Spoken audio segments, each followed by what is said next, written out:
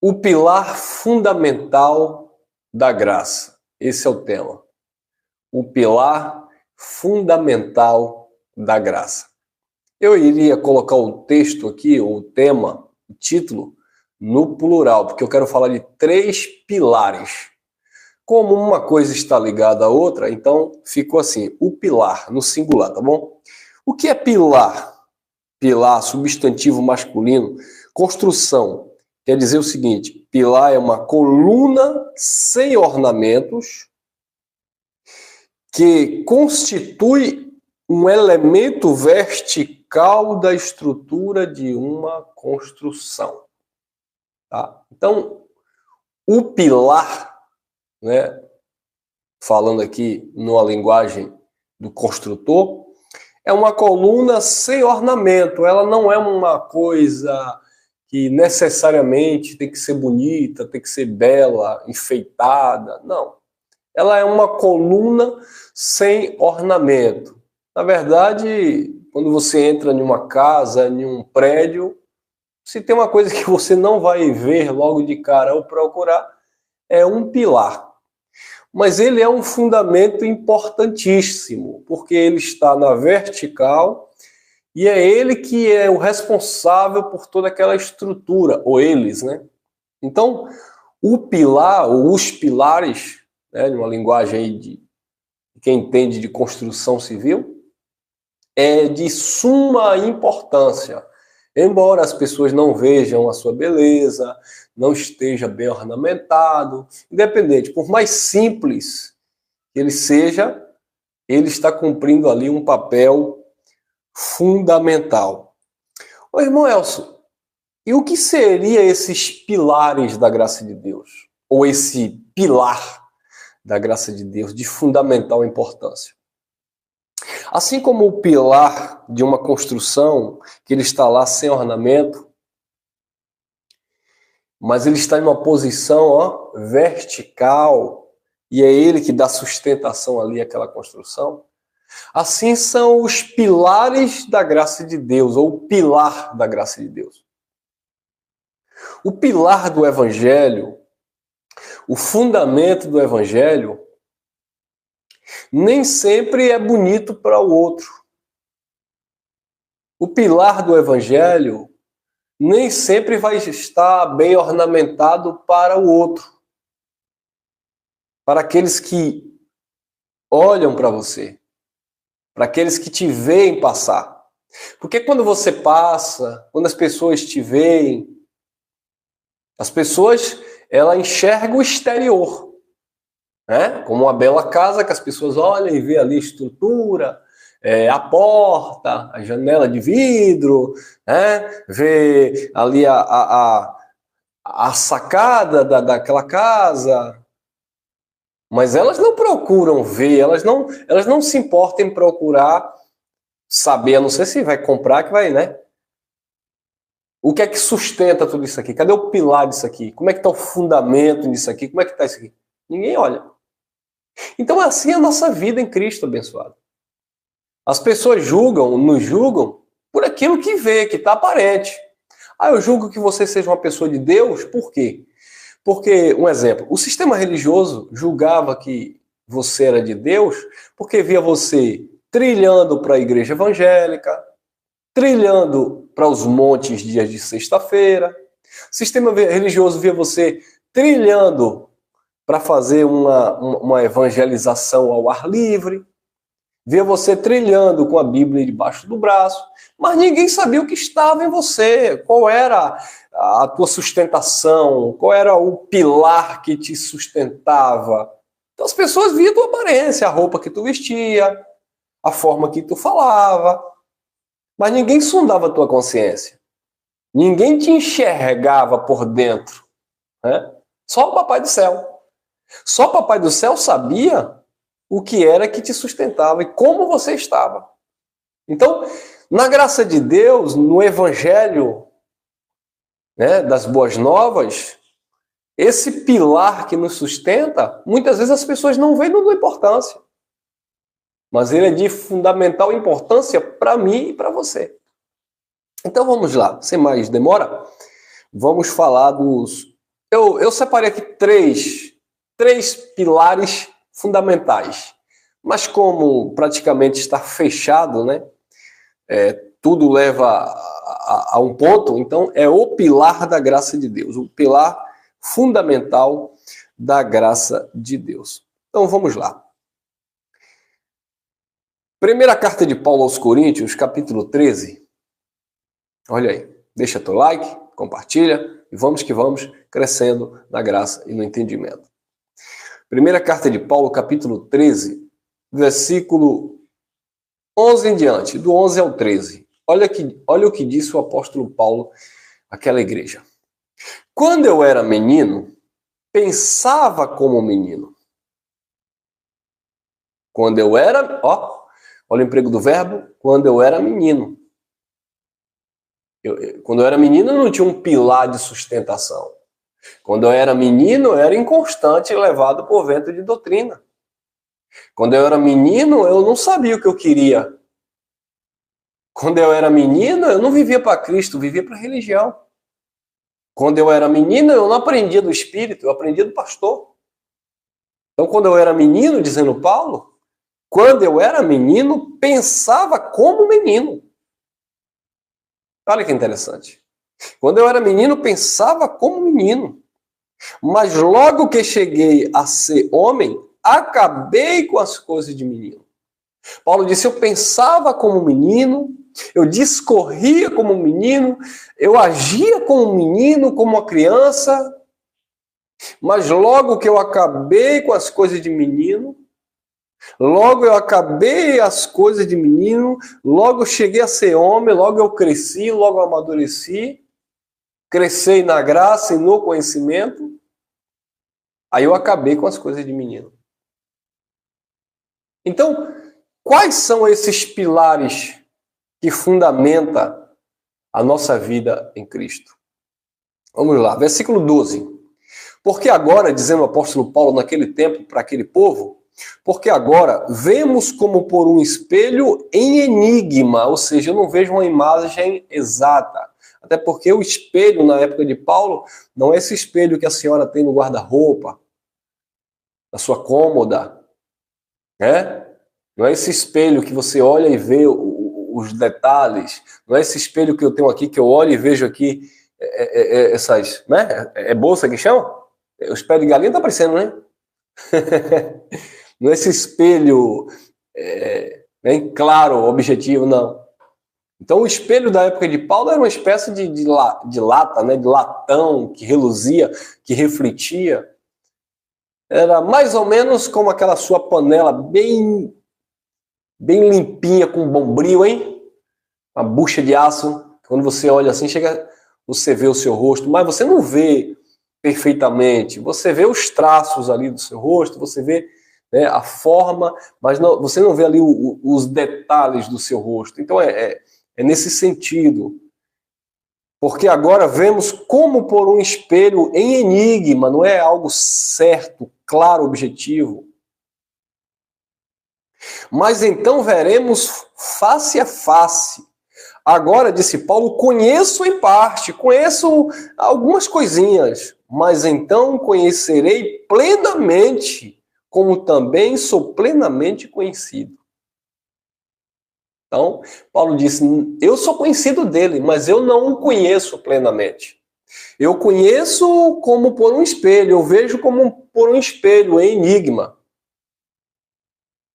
Mas um dia eu o conhecerei, um dia então eu estarei face a face. Eu o conhecerei assim como eu sou conhecido dele. E aí vem o versículo 13. Agora, pois, disse Paulo, permanecem. Eu vou falar aqui dos pilares na época de Paulo. Agora, pois, permanecem a fé, a esperança, porque eles esperavam ainda cumprimentos proféticos, né? Eles esperavam a parose, a queda do templo, né? A consumação daquele século, o fim do mundo, né? Que era aquele mundo aion, o cruzamento ali pactual, tal. Então ele diz assim: agora, pois, permanecem a fé, a esperança e o amor. estes três, mas o maior destes é o amor.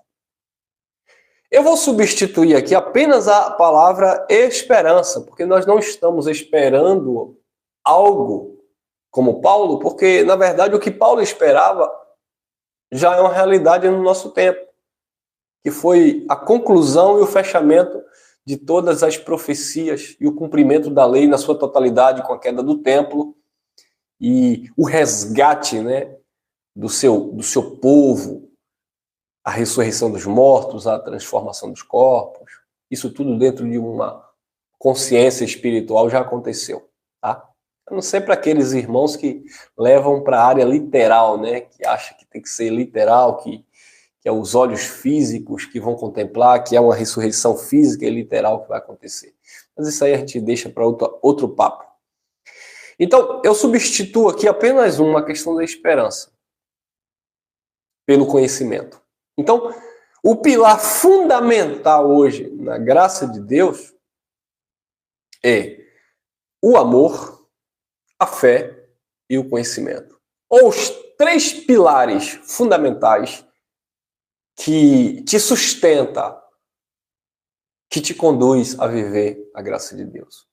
Sem esse pilar, eu falo três, mas eles se tornam um, assim como a manifestação do Pai, do Filho e do Espírito Santo, né?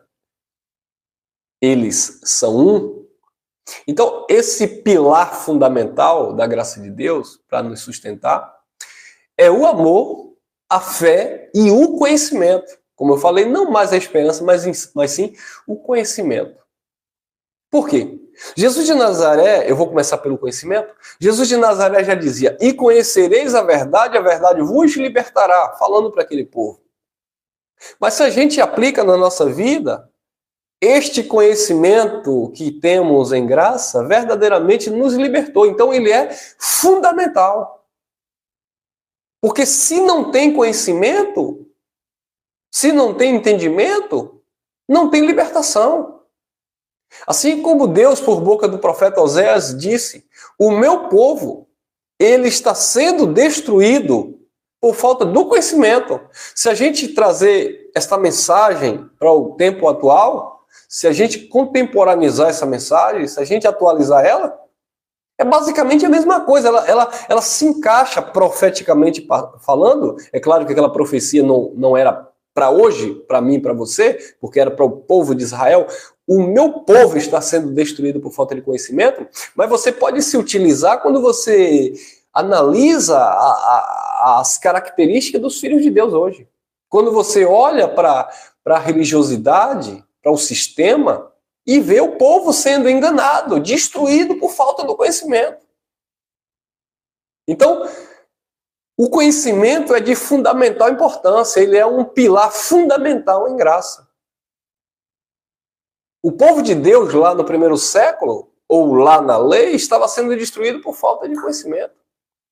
Pedro já dizia, crescei na graça, e ele diz, no conhecimento, porque não tem como crescer na graça sem o conhecimento. Ninguém cresce na graça de Deus sem conhecimento. Você percebe que elas andam juntas? Graça e conhecimento. Crescer na graça e no conhecimento desta graça. Nesta graça eu vou crescendo, eu vou avançando. Então tem que ter o conhecimento. O apóstolo Paulo fala na primeira carta aos Coríntios, lá no capítulo 2, no versículo 4 em diante, Paulo diz, entre os perfeitos falamos sabedoria, não a sabedoria deste mundo que se aniquila, que se acaba. E aí Paulo vai falando para que a vossa fé não se apoiasse em sabedoria do homem, mas no poder de Deus. No versículo 9, Paulo diz, aquilo que o olho não viu, que o ouvido não ouviu, não subiu ao coração, à mente do homem, Deus reservou para aqueles que o amam.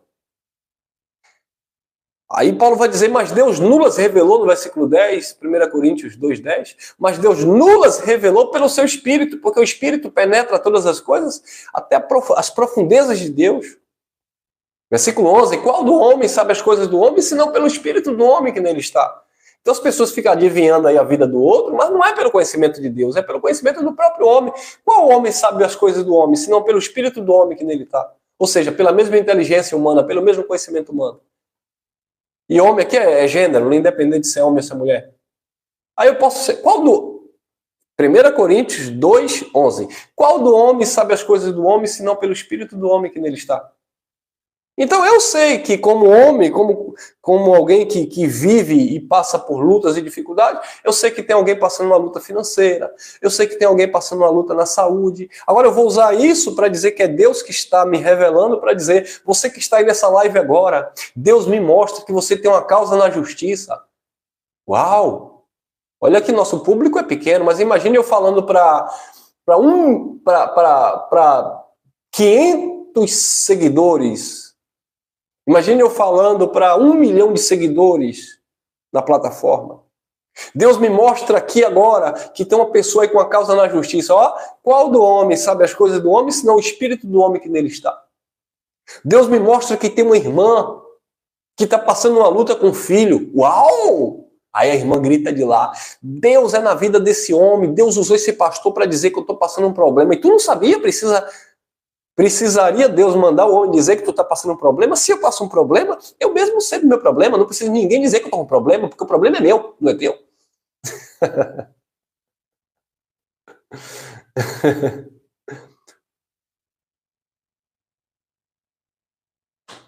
Então, isso chama-se probabilidades. E as pessoas ficam impressionadas. Irmão, mas o pastor não sabia nada da minha vida e ele acertou. E por que ele não acerta na Mega Sena acumulada? Por que ele não acerta em algo para ele? Ele acertou em algo para você? Intrometido na vida dos outros. Preocupado com a vida alheia. Entendeu, abençoados? Qual do homem sabe as coisas do homem, senão o espírito do homem que nele está? Aí disse Paulo, mas nós sabemos as coisas de Deus pelo Espírito de Deus, no versículo 12. Então, o conhecimento que tem que ser de Deus, o conhecimento é um pilar fundamental. Ele está na vertical, é ele que nos sustenta. Não é algo daqui na horizontal, ele está aqui, ó, sustentando toda essa estrutura, essa complexidade humana. Então, o conhecimento que ninguém te rouba, o conhecimento que veio do alto, o conhecimento do Pai. Amém, abençoados? Então, o apóstolo Paulo, ele enfatiza em suas cartas sobre isso. O mistério que esteve oculto quando ele fala na carta aos Colossenses. Por séculos e gerações, que agora foi revelado, veio conhecimento aos gentios, os quais Deus quis fazer conhecer quais são os mistérios da sua glória. Paulo fala aos Efésios, a minha oração a Deus é que o Pai de nosso Senhor Jesus Cristo, o Pai da glória, vos dê em seu entendimento espírito de sabedoria, de revelação, para que possais discernir, para que possais entender. Versículo 18, Efésios, capítulo 1, versículo 18. Tendo olhos iluminados. Paulo fala também aos romanos. Rogo-vos, pois, a Deus que apresentei os vossos corpos como sacrifício vivo, santo, agradável ao Senhor, esse é o vosso culto racional. Não vos conformeis com este mundo, mas sejais transformados pela renovação do vosso entendimento. Porque no capítulo 10 de Romanos, Paulo disse, eu dou testemunho que eles têm zelo de Deus, mas sem conhecimento, sem entendimento. Então, conhecimento e o entendimento é um pilar fundamental em graça. Para eu não estender muito aqui, para a mensagem não ficar muito longa, porque tem muito pano para manga, vamos para o segundo ponto. Então, esse é o primeiro pilar, o conhecimento. O segundo ponto, ou o segundo pilar, né? Ou o pilar da graça, eu vou falar de 3, é a fé. Paulo disse a Tito, capítulo 1, que a fé é um dom dos eleitos de Deus. Paulo disse em Tessalonicenses também que a fé não é de todos. A fé não pertence a todos. Então, você observa que a fé é um pilar fundamental. O escritor aos Hebreus 11, versículo 1 e o versículo 6, no versículo 1, Acreditamos que foi o apóstolo Paulo? Ele disse no versículo 1 do capítulo 11 que a fé é o firme fundamento, é um pilar importantíssimo na graça de Deus. A fé é um firme fundamento das coisas que você não vê, mas é a prova daquilo que você espera.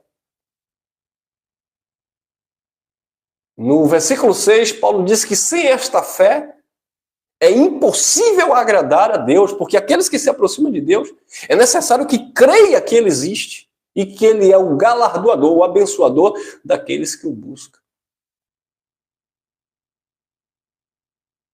O apóstolo Paulo, falando aos Romanos, capítulo 1, versículo 5, ele diz que ele recebeu graça e apostolado para manifestar fé entre os gentios. Paulo, ainda falando aos Hebreus 10, 39, Paulo fala que esta fé, que o justo viverá da fé, Paulo diz que esta fé é de fundamental importância, falando ali para um povo que esperava. Paulo diz, porque necessitar de paciência, para que depois de haver desfeito a vontade de Deus, possais alcançar a promessa, aquilo que era promessa para eles. O que há de vir virá e não tardará, todavia o justo viverá da fé, e se ele recuar, a minha alma não tem prazer nele. Então a fé é esse segundo pilar da graça de Deus de fundamental importância. É quem te sustenta. Conhecimento e fé. Paulo fala na carta aos Gálatas, no capítulo 3, eu estou perplexo. Vocês tendo começado pelo Espírito, a cabeça agora na carne, ou seja, voltaram para as obras da lei? Eu só queria saber de vocês, recebestes o Espírito Santo pelas obras da lei ou pela pregação da fé? Viu? Então a fé é um pilar fundamental. Paulo ainda falando aos Gálatas, lá no capítulo 3, lá nos versículos 22 em diante, Paulo diz que eles estavam debaixo de tutores, debaixo da lei, a lei servia de aio até Cristo.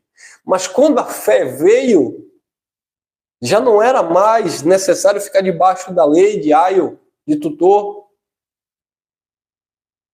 Por quê? Aí disse Paulo, porque todos são filhos de Deus pela fé em Jesus Cristo. E todos são herdeiros da promessa feita a Abraão pela fé. E aí Paulo vai falar dos justificados pela fé, da entrada a esta graça pela fé. Então, abençoados, observe que esses são pilares, né, fundamentais em graça. Ou o pilar fundamental da graça, porque não pode separar um do outro. Primeiro, o conhecimento. Eu não estou colocando aqui numa ordem cronológica, eu vou explicar por quê. Porque o primeiro, na verdade, eu deixei por último. Primeiro, o conhecimento. Segundo, a fé. Porque não adianta eu ter esse conhecimento, mas eu não aplico a fé. Ah, eu conheço, sim, mas se eu não misturo esse conhecimento, essa palavra com a fé, eu não entro no descanso. Tem muita gente que conhece a palavra da graça. Tem muita gente que tem esse conhecimento, teologicamente falando. Mas eles não têm fé nesta palavra. Eles não aplicam a fé. Então ele não vive, porque Hebreus 4:12 diz, porque a palavra de Deus é viva e eficaz. Ela funciona, ela promove vida e ela tem eficácia. Ela é mais cortante do que a espada de dois gumes e penetra até a divisão da alma, das juntas e medulas, e é apta para discernir os pensamentos e intenções do coração. Mas se eu não pego essa palavra e não misturo com fé, não adianta. Então é um conhecimento que tem que andar alinhado com a fé nele, no conhecimento. Amém, abençoados? Então esses são pilares fundamentais em graça. Conhecimento e fé. Uma coisa não pode andar separado da outra. Quem recebe?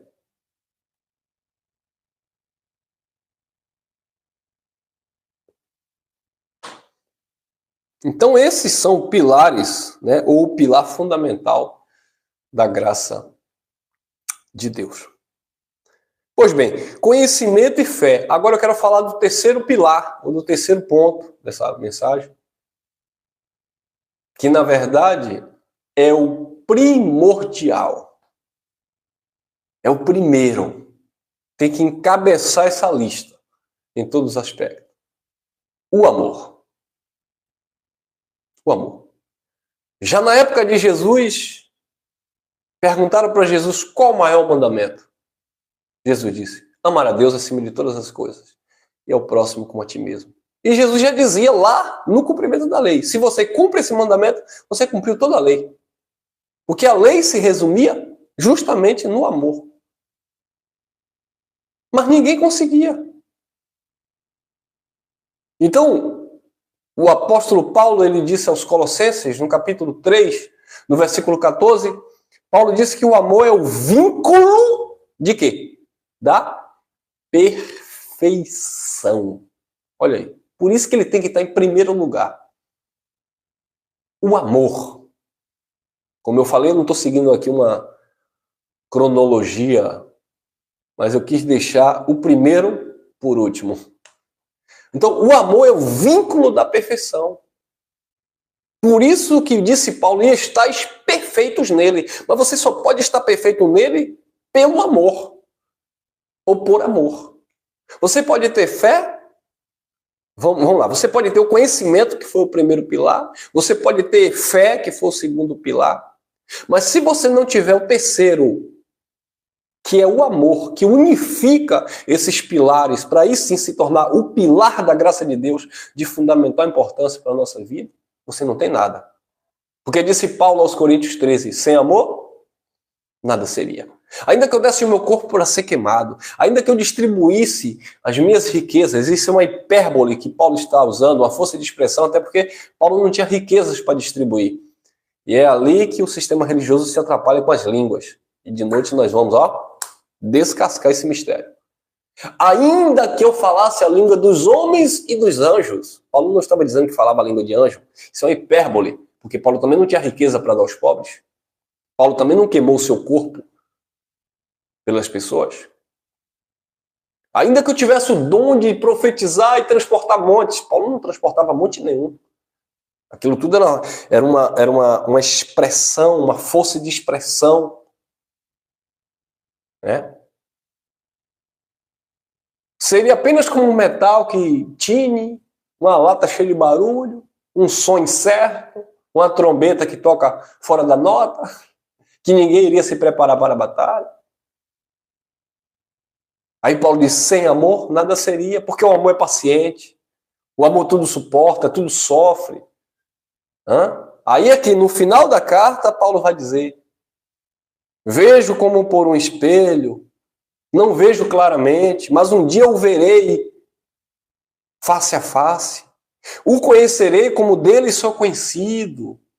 Aí diz o apóstolo Paulo, agora, pois, permanece a fé, a esperança e o amor, mas desses três, o maior é o amor. Então, os pilares da graça permanecem. O conhecimento, a fé e o principal, o amor. Porque sem o amor não adianta o conhecimento, não adianta a fé.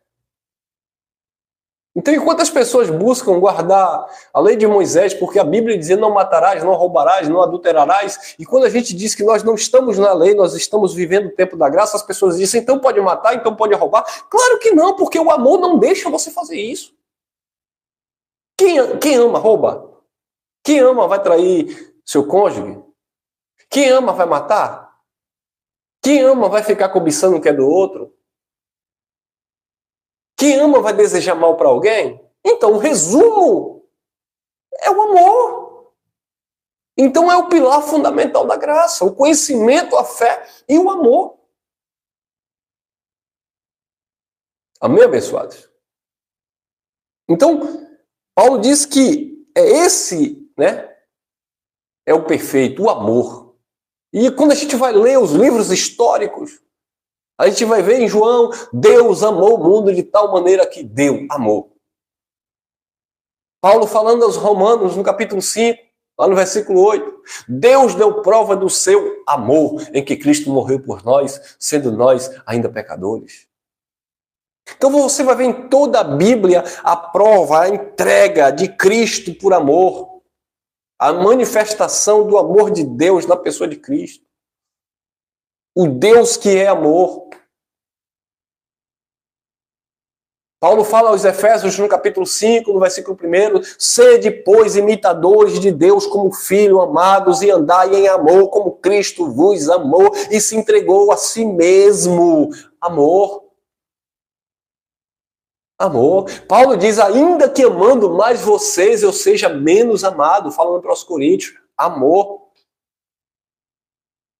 Então o amor resume tudo, é o pilar fundamental da graça de Deus, conhecimento, fé e o primordial, amor.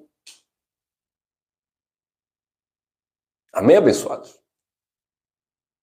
Que nós venhamos viver sob este fundamento da graça de Deus, porque o que passa disso aí é só blá blá blá, só conversa, é só falácia. Então, que este venha a ser o nosso exercício diário, conhecimento, aplicação por fé e o primordial, tudo por amor. Disse Paulo, seja por obras, seja por palavras, faça por amor.